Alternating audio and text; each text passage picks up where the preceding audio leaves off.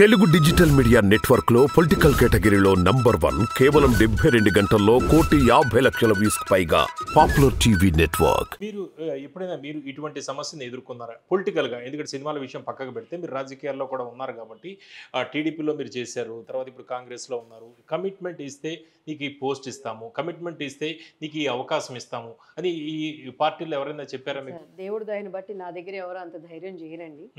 అలా ఎవరు నన్ను మాట్లాడరు. మేబీ నా రాజకీయాల్లో అందరూ శుద్ధ పూసలు అంటారా?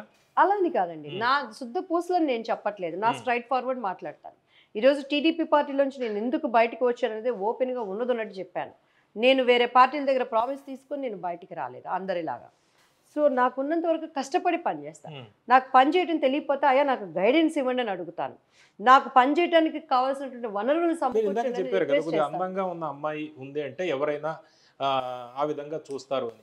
మీరు టీడీపీలో ఉన్నారు కదా, అటువంటిది ఏదైనా ఎదురైందా మీరు? అదే చెప్తున్నాను కదండి, వాళ్ళ మనసులో ఏ భావన ఉందో నాకైతే తెలియదు. నా దగ్గర ఇంతవరకు ఇండస్ట్రీలో కానీ ఎప్పుడు అలా లేదు.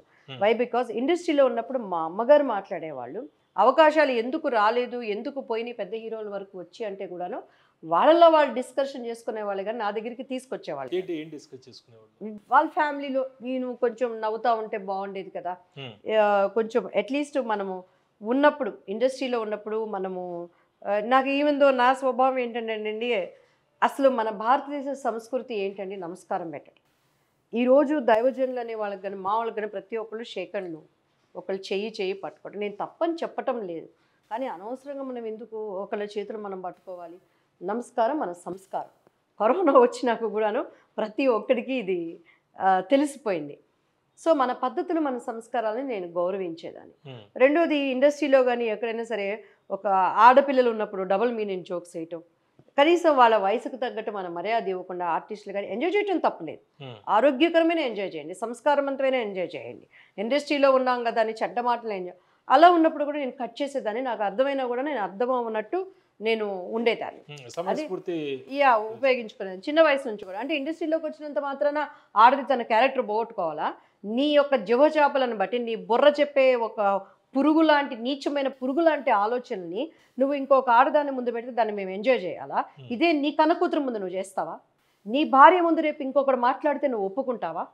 సో మా వృత్తిరీత్యా మా ఒక టాలెంట్ కోసం మేము వచ్చినప్పుడు నువ్వు ఆడదానిని అక్కడ నువ్వు ఒక చేస్తే అవకాశాల కోసం నేను దాని ఎంటర్టైన్మెంట్ చేసి అయితే నేను మాట్లాడలేదు.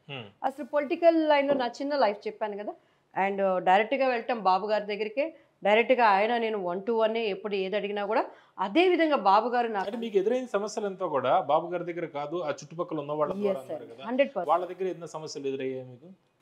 లేదండి, నా దగ్గర ఎప్పుడు ఎవరు కానీ నన్ను కింద ఉన్న వాళ్ళు అడిగేవాళ్ళట, ఆమె మంచిగా పనిచేస్తుంది కదా, ఆమెకి ఎందుకు మీరు మంచిగా ఒక ఉన్నత పదవి ఇంకా ఇస్తే ఆమె ప్రజల్లోకి వెళ్ళి పార్టీ కోసం పనిచేస్తుంది కదా అన్నప్పుడు ఆమె ఇలా ఉండదు కాబట్టి ఆమెకు పోస్టులు ఎలా వస్తాయి అనేది నా దగ్గర ఎవరు మాట్లాడలేదు, కానీ ఆ పార్టీలో ఉన్న వేరే వాళ్ళు మాట్లాడి నేను విన్నాను.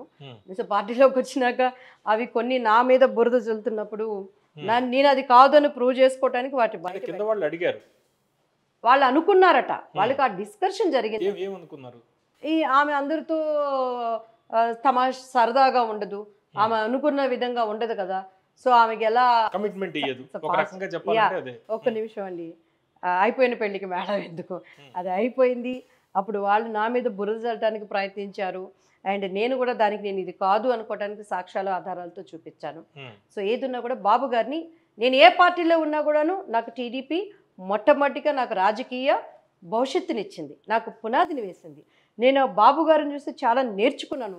లీడర్ అంటే ఎలా ఉండాలి, ఎలా కష్టపడాలి. మేబీ డిసిషన్స్ తప్పు అవ్వచ్చు, కింద ఉన్న వాళ్ళు ఆయన రాంగ్ రూట్, బట్ ఆయన వయసు, ఆ వయసులో ఆయన కమిట్మెంట్గా పనిచేసే విధానం, ఆయన ఆరోగ్యరీత్యా ఆయన జైల్లో పెట్టినప్పుడు కూడా బయటకు వచ్చినాక మళ్ళా ఒక యువకుడిలాగా ఆ మంచిని నేను స్ఫూర్తిగా తీసుకుంటాను. కానీ ప్రతి దాంట్లో చెత్త ఉంటుంది. మనం ఒక మెట్టు ఎక్కేటప్పుడు 10 అడుగులు మనం లాగేవాడు ఉంటాడు, కానీ అప్పట్లో నాకు స్ట్రైట్ ఫార్వర్డ్గా ఉండేదాన్ని.